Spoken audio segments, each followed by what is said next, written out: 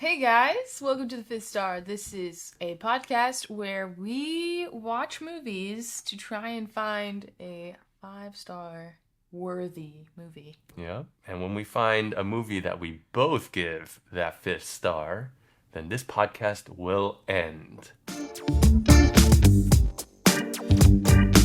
All right, well today we are going to talk about Marcel the Shell with Shoes On. Mm-hmm. There may be more to that title. It's a pretty long one. It came out last year, I think.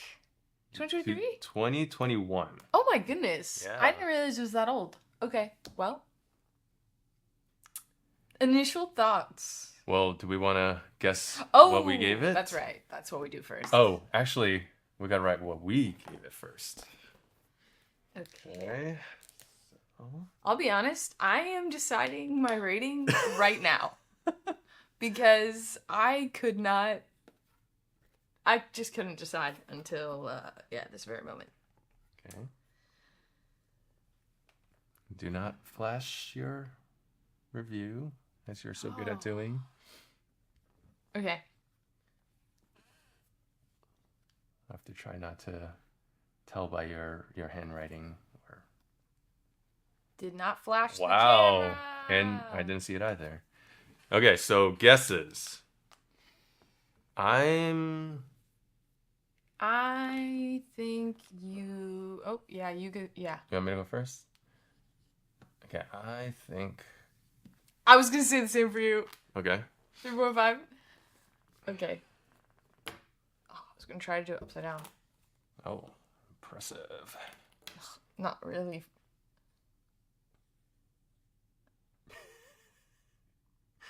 Oh my gosh, doing a question mark is hard. Okay, so we both gave the same guess. Now, what did you think? And we're going to save our spoiler analysis till later. So we're going to stay spoiler free. Oh yeah, that's right. Okay, so I overall thought the movie was very pleasant. It wasn't exciting, but it was very artistic and sweet. I mean, it's an adorable little shell, which by the way, you never watched the YouTube videos, right? So when they came out? No, I did not. I never heard about Marcel the Shell until I saw this movie, and I only heard about this movie like a year ago or so, or a few months ago. And I think it was because you had told me that you wanted to watch it. Yeah. So I was like, oh, okay. And I saw it got good reviews, so we're watching it now. But after the movie, I did go back and look up the YouTube videos, and I was confused because I only saw 3 videos. Is that it? It was like part 1, part 2, part 3? I think it was. I don't remember exactly. I just remember they went really viral and everybody was kind of obsessed with them for a little bit. Because it was adorable. And it was 10 years ago or something. Really long ago. Yeah. So all this hype was based off of 3 videos that went viral? Yeah, pretty much. I watched it when they came out. Okay. Yeah. So you were actually in the camp of anticipating this movie coming out. Mm-hmm. You knew they were working on a movie. No, I didn't know they were working on a movie. Oh, I saw a trailer drop, and I saw it was A24 or A24. Oh, I forgot that. Yeah. And I was like, whoa, this is crazy, because I had honestly completely forgotten about it. Okay. You not having watched it, it's got to be... I'm curious to hear your take. Yeah, I have zero connection to the character or any of that. Context, basically. And I wonder, how many of the people who watched it were from, was it, 95% of the people who watched this movie and loved the movie are people who, watched the viral video? I think so. Okay. I think the only people, for the most part, who watched this movie watched, I mean... You can tell us if any of you guys are like me, where you were watching this movie with zero context, never even heard of him, and watched it. I mean, I will say, yes, he is cute. Mm-hmm. He is a cute little shell. I never thought shells were cute, but I guess you put a little eye on the little hole. And the little shoes. And the little shoes. Red shoes, there's something about red shoes. But, I mean, it's a cute character. I thought the voice. I didn't know who Jenny Slate was, but I did think the dynamic between Jenny Slate's voice and Dean, the kind of behind the camera and also real life director, they kind of worked well off of each other. There's some moments that I thought worked like better than others, and I think what's appealing, there's a couple things I can see the appeal for sure. Like, it gives like seeing our world from a small perspective. It kind of reminds me of when I first saw A Bug's Life. It was like, wow, like it's the same world I live in, but seen from an ant's perspective. And I thought that's what was so brilliant about what Pixar did. It kind of, totally refreshes like the way you see the world. Yeah. And so I thought that was cool. Like there was one moment, I don't think this is a spoiler, but he's riffing with his grandma, and then they're talking about like all the sports that they watch on TV, and it all involves doing something with the ball and then kicking it into net and whatever. And then I think it's actually the grandma that says it, but like, and then there's like the thing where the game where they try to put it into a net, but then there's a hole at the bottom, so it just comes right back out. And then she was kind of confused as to like, what's the point? They throw it, or sometimes they kick it. Yeah. Sometimes they. But she was talking about basketball with like who and then it did make me stop and think and be like, oh yeah, you would think that the whole point is to try to get it into like an enclosed basket net, but it just comes right back out. So it's like, what's the point of that, right?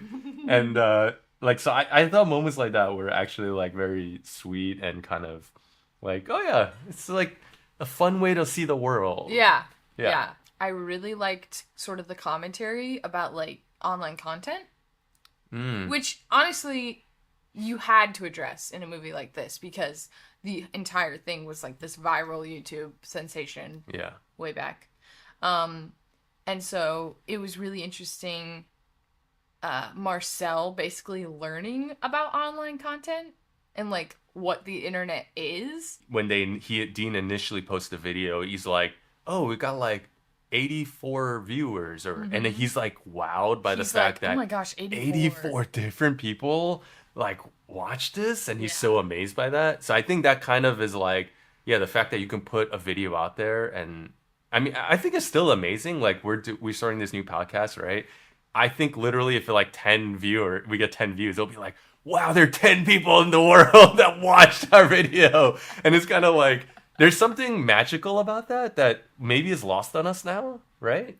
We kind of take it for granted. Yeah, now it's like, oh, 10, that's nothing. Yeah. Or something like that. Like, I remember when Facebook first started, and like, if you got like more than 3 or 4 likes, granted, I was like a kid when I first got a Facebook. Yeah. But when I got like 3 or 4 likes, it was like a huge deal. Yeah. And now 3 or 4 likes means you have nobody. You have no Well, thanks a lot because, on my Letterboxd, when I post a review, Okay, Letterboxd is different. I get like 1 like from a random person and I go like, whoa, there's one person somebody read it. Somebody out there actually read it. It's proof. It wasn't all for nothing. Yeah. One person cared. So if I got to 3 likes on a Letterboxd review, wow, then that would be like amazing. Letterboxd is different. Yeah. Because it's not like as much of a social platform, I think. Yeah. I mean, yeah. But anyway, I do think, I do think this movie does get into those themes of like then when that becomes viral, sensation, fame, and all these things that start to come, and how that can really start to complicate things, complicate life, and so it does kind of get into that area too, which I thought was interesting. And you see Marcel kind of dealing with that, right? Because like the little shell that was so wowed by the 80 whatever views, and then it becomes a viral sensation of like millions, and how it's not the same thing, right? It becomes kind of a different animal. He can't like wrap his head around it. Yeah. And I think in a lot of ways, like, people who are internet celebrities or viral sensations all of a sudden, like, it is kind of shocking. And it does kind of mess up your life in some ways, and it's hard to manage and deal with some of those things. And, Whoa, spoilers. oh, sorry. Um, yeah, we'll get into the nitty gritty in the spoiler section. I liked that the Dean character, the documentary guy, was like barely shown at all. And so I was kind of impressed that they were still able to like keep it engaging enough without like having to see a bunch of faces, I guess. And then you also like kind of forget that it's stop motion. Yeah. Um It's very smoothly done. Smooth. Yeah. Because it's set in a real world. Yeah. And it's just That him. helps. Yeah, it's not like a fully animated, fully stop motion world. Yeah. And then I think Marcel's character is just like adorable. So it was really cute to like kind of get to see more of Marcel's character. Because like I think when the original YouTube videos dropped, they were very much just like, oh, a cute little shell is like making jokes. Yeah. And like occasionally has like a deep comment to say. Yeah. But in this, it felt like, oh, Marcel's like a real character. Yeah. Making choices. Yeah. When I went back and watched the original videos, now, you know, you guys correct me if I'm missing some other series or something, but I really did like the movie better than the shorts because I thought the shorts were like, oh, this is like a little shell that's giving like one-liners. Yeah, he seemed like a stand-up comedian, a one-liner stand-up comedian. And then it was kind of like, you know, and then the animation stop motion was like very crude. It wasn't very good. It was just like, it's like the way it would look if I did it. You just like move the shell a little bit and it looks like it's just sliding instead of like actually walking. And I don't know. It was That's just part of its charm, okay? I guess. I don't know. So I actually thought those aspects of it was better than the original. Yeah. And seeing the originals and then being like, oh, wow, this actually became a lot more of an in-depth story. I really liked the whole documentary concept. It had a lot of meta to this. And I love movies that go meta. Yeah. It's just like a thing I'm a sucker for. And so the whole interface of like them watching the video on YouTube, and I think they might maybe even show clips of like maybe the original clips and, you know, the views and comments. And so it's using the real world and the movie world. And in the movie, they're shooting a documentary. So there's like all these layers of reality to the point that like, I mean, we'll get to the spoilers, but like in the second half of the movie, when kind of their big event happens or whatever, I was actually genuinely like, oh, is this based on what really happened? And I almost thought, now I understand that, oh, it was just all played up for the movie. But I really didn't know the line between what was reality and what wasn't. Like, even with Dean, and there's like some reveals about his character that we'll talk about in spoilers, but I actually think that they're based on his real life. And so it kind of, to me, that's the part of it that I liked, that was fun. Instead of it just being about Marcel, it was also about the creator and kind of his role in all of this. And it's not the main part of the movie, but I liked those dynamics. Yeah. And like, speaking to that, the commentary about like how he can't be in it because the documentary is like not about him. Yeah. Like, that was an interesting take where Marcel was really confused about that. Like, oh, why don't you want your voice in it? Yeah, because he's like, you're asking me questions. Yeah, why can't we have a conversation? Yeah. And he's just like, oh, no, it's not about me. And like, I thought that was really interesting. And then the fact that like he doesn't want to intervene. Yeah. That whole scene where like the candle goes out and he's like, well, what would you do if I wasn't here? He said something like, there's a lot of things that I like just never get around to because I like just don't have the time or the capability, so I just don't do it, or something like that. Yeah.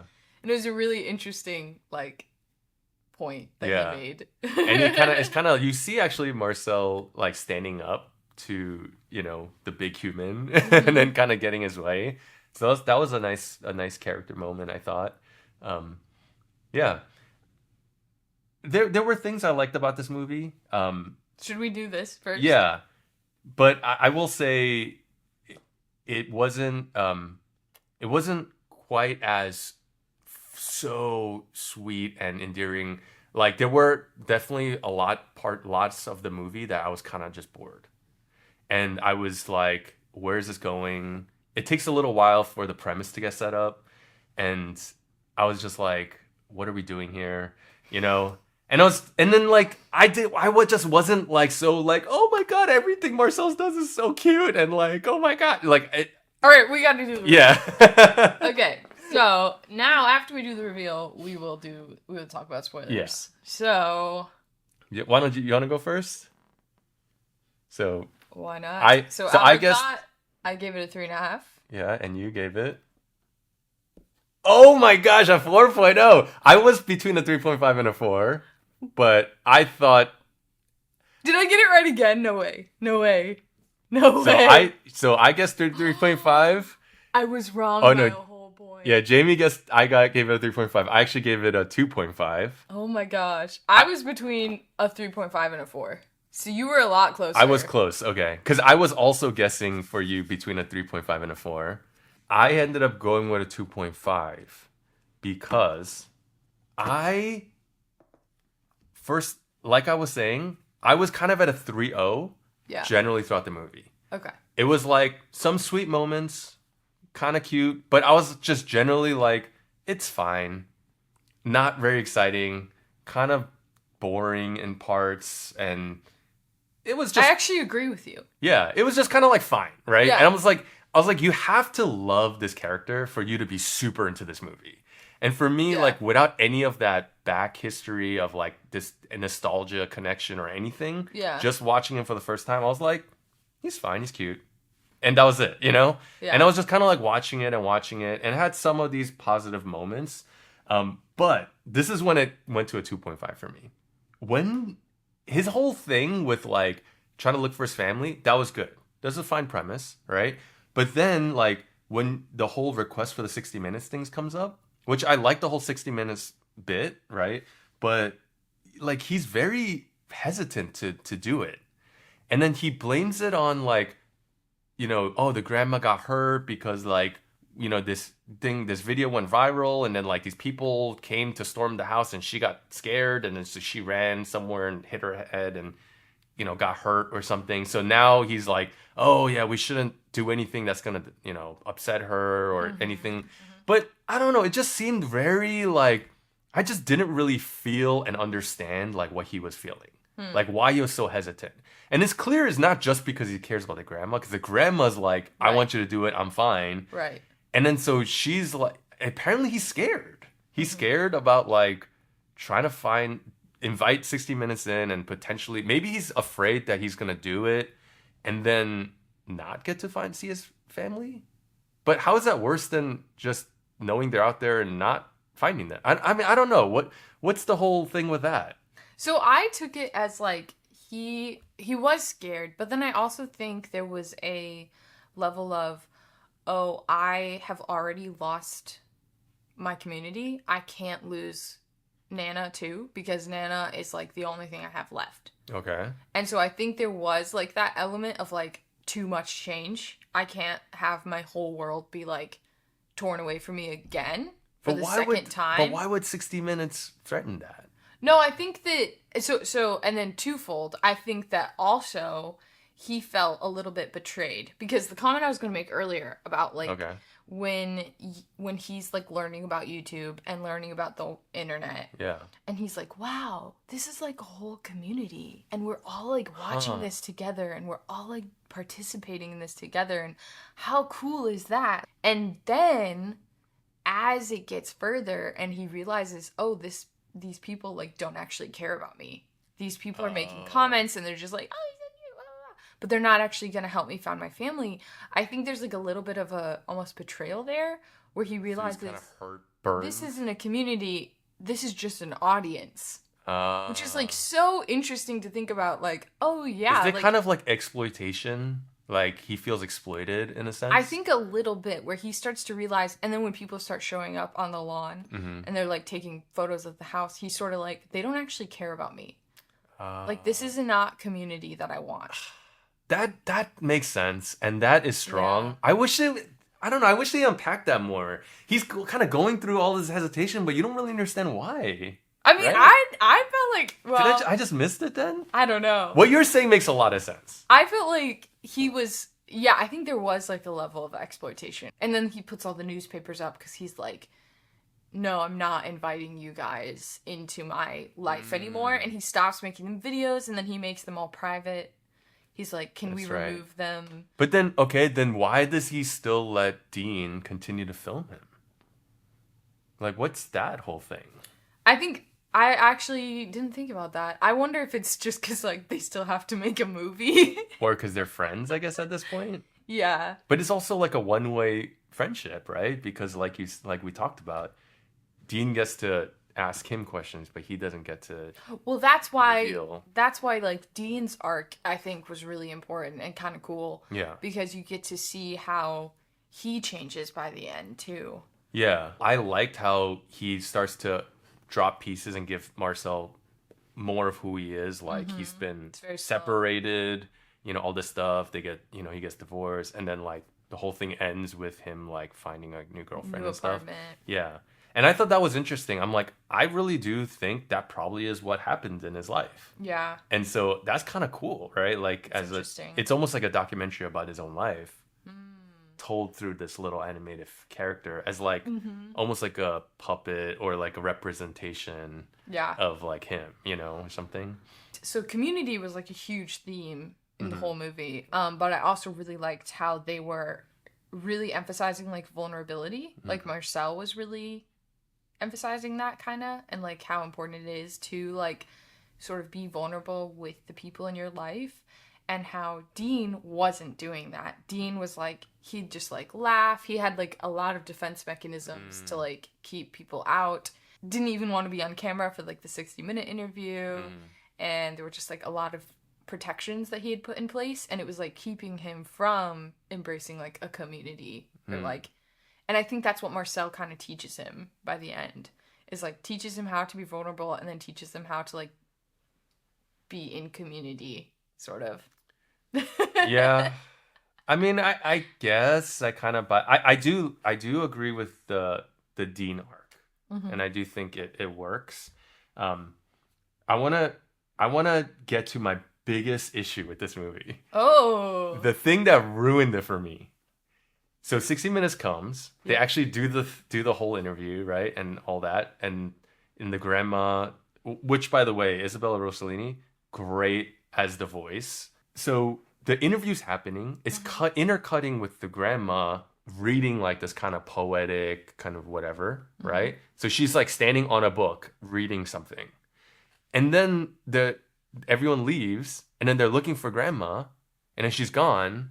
And then all of a sudden they reveal that she's died. And then I'm like, what the heck? Like, why did she get killed? First of all, and like how? Like she was literally safe on a shelf somewhere reading a book. Well, she was dying. They like set that up the whole movie. You know that she's like so old, she's losing her memory and like. And then she just happened to die at the 60 Minutes interview. She was losing her marbles and she wasn't eating and she was not well. And this was she had a broken shell. But then they also set up like they were kind of saying like when they were looking for her, like, oh, they could have knocked something or missed, you know, whatever. So did she die because like as they were moving all that stuff around, she got knocked over somewhere? And no, I think she just died of old age. But see, this is the problem. Like it's not even clear how she died and why. And because then if it was because of the 60 Minutes interview, no, then they would have said that. I think they did.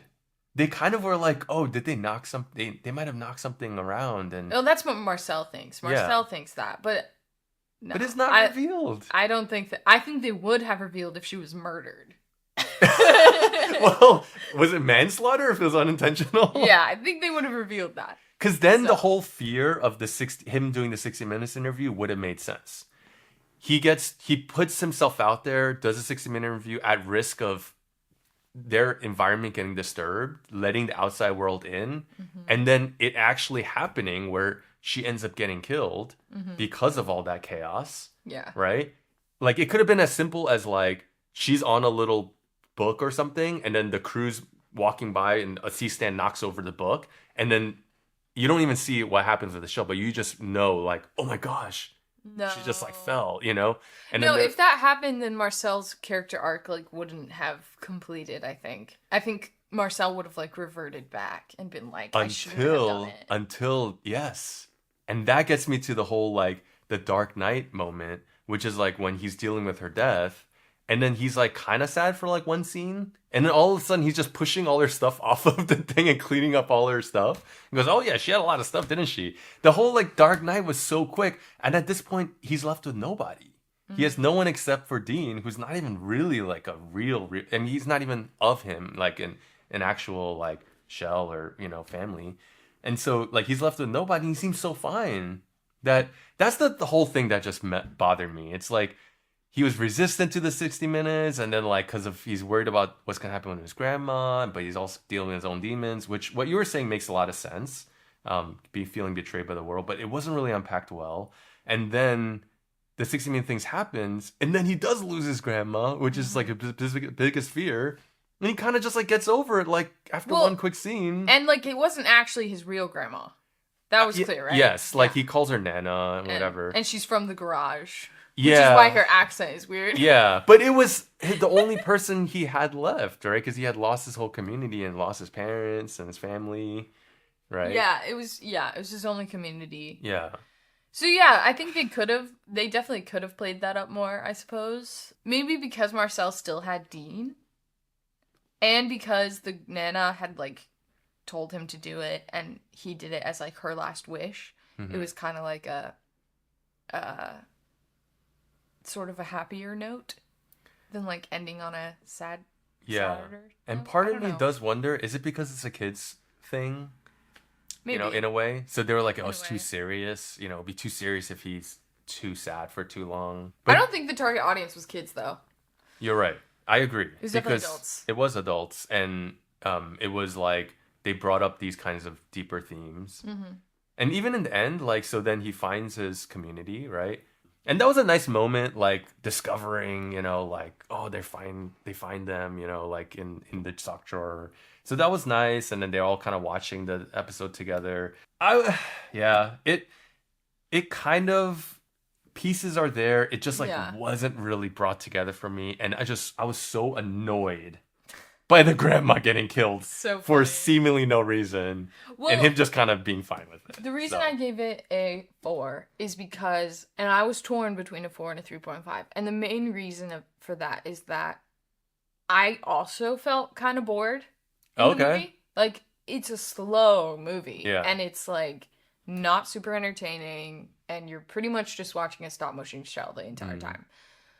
But I decided to give it the 4 because it really did make me like actually think about things in my life and in the world, and like the internet, and how the internet both like shrinks the world but also makes the world really big. That is interesting. At the same time. And there were like a lot of like very interesting thoughts throughout the whole thing. And I did enjoy how like pleasant I felt afterwards, that I was like, okay, I'm gonna give it a 4, even though I might never watch this ever again. Interesting. Because usually for you, a 4 is really high. Yeah. And it's kind of a movie that you would watch again, right? Normally. But it was like, I thought it was well crafted. It was well done. It did what it set out to do. Mm-hmm. It accomplished the goal that it was trying to accomplish. Yeah. And because of that, I was like, yeah, I think it deserves a 4. Okay. And yeah, I also had the nostalgia element. Yeah. I think if I had the nostalgia, this might have been a little higher. Yeah. You can talk me into a 3, maybe. I definitely didn't think you were going to like it anyway. Yeah. Because I know you don't really like those types of movies. What's those types of movies? Hey! Usually, there are exceptions, but usually you do not like artsy movies. Artsy movies? Yeah. There are exceptions. There are a lot of artsy movies I like. Yeah.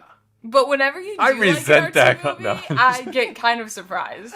I think you usually don't like artsy movies. Well, I think artsy movies are hit or miss in general. Just different artsy tastes. styles, Yeah, I guess. yeah. Because I love Wes Anderson. Yeah, and I you do hate not. Wes Anderson. Yeah. And then I don't like Richard Linklater. Although I did like Boyhood. And then you really like... But I didn't like Boyhood. But you didn't like Boyhood. Yeah, you're right. We do have different artsy flavor tastes and stuff. Artsy flavors. Artsy flavors. I like that. Yeah. But overall, you'll have to see my letterbox. You can check us out on Letterbox, by the way, and where we post our reviews. And sometimes we do, based on our conversation, do make some changes. Yeah? I could potentially be talked into a 3.0, but I think the fact that I genuinely was bored already was kind of like me leaning into a 2.5. And I think if the whole grandma thing didn't annoy me so much, I would have definitely been a 3. Let us know what you think. I mean, this is a pretty big gap, so this is the first one that we've like really disagreed on. And what I've seen is people who hate this movie get hated on and get accused as having no soul and stuff like that. So I don't think that's fair. I do think that I will invite some hate with my 2.5. That's but possible. I think I do have a heart. I loved Coda. Right? It's the most recent movie you can think of that has a heart. Yeah. But yeah, let us know what you guys think, and follow us, subscribe and follow on YouTube and Spotify. And bless you. I was really trying to hold that in. And on that note, we'll see you on the next one.